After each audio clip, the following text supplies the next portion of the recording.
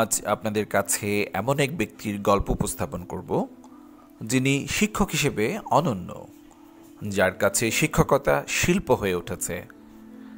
আমেরিকার Los Angeles এর পার্শ্ববর্তী কোরিয়াটাউন নামক জায়গায় একই ক্লাসে আজ ৩০ বছর ধরে শিক্ষকতা করছেন তিনি। তার ক্লাসের নাম রুম 56।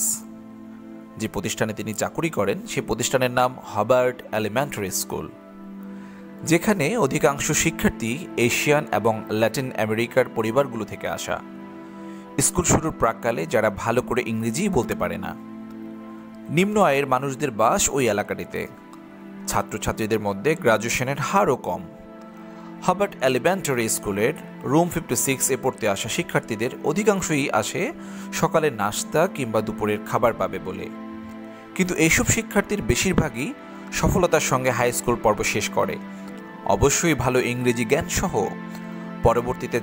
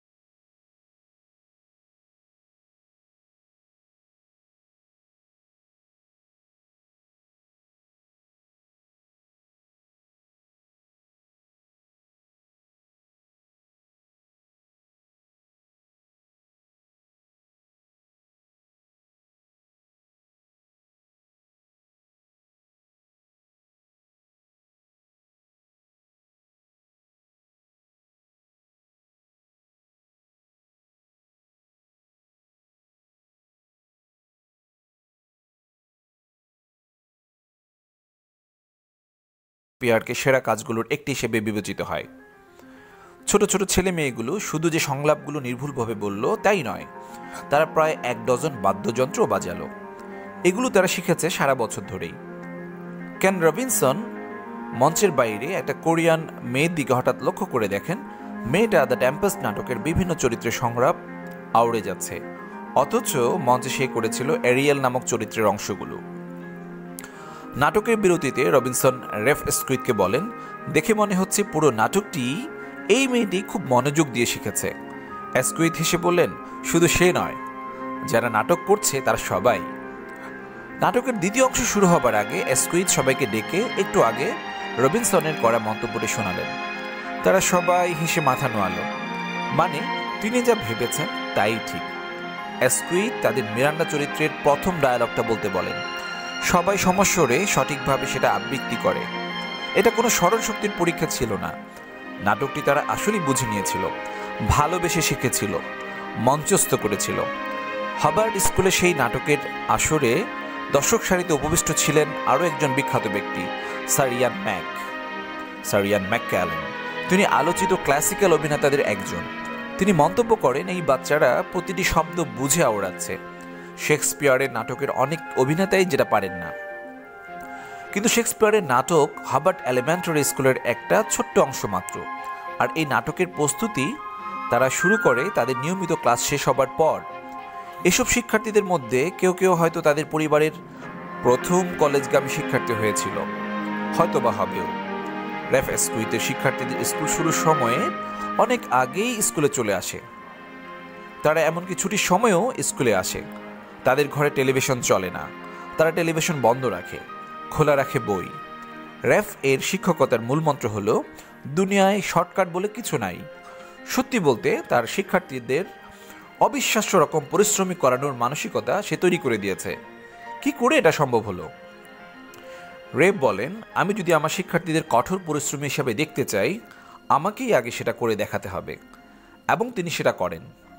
সপ্তাহে ৬ দিন বাচ্চাদের পড়িয়েও প্রতিদিন স্কুল সময় শেষে তিনি আগের ছাত্রছাত্রীদের সেট পড়ানোর জন্য তৈরি করেন।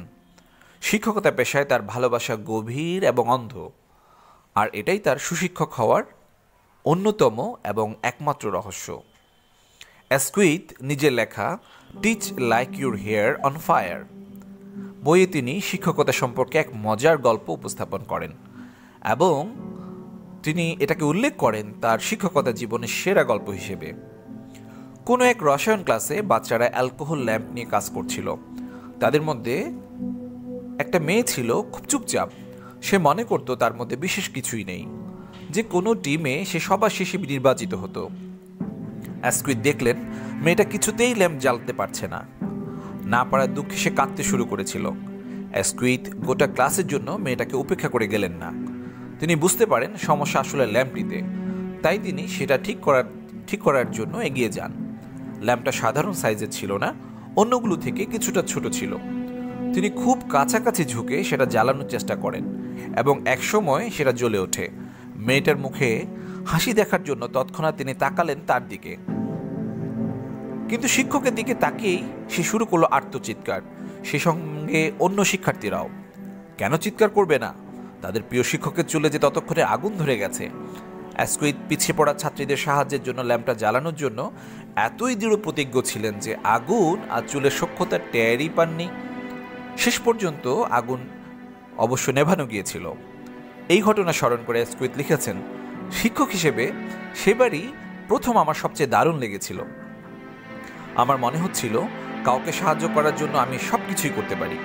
আমি অনুভব করলাম শিক্ষকতায় মজে গিয়ে নিজের চুলে আগুনের উত্তাপ টের পাইনি আমি ঠিক দিকে এগুচ্ছি।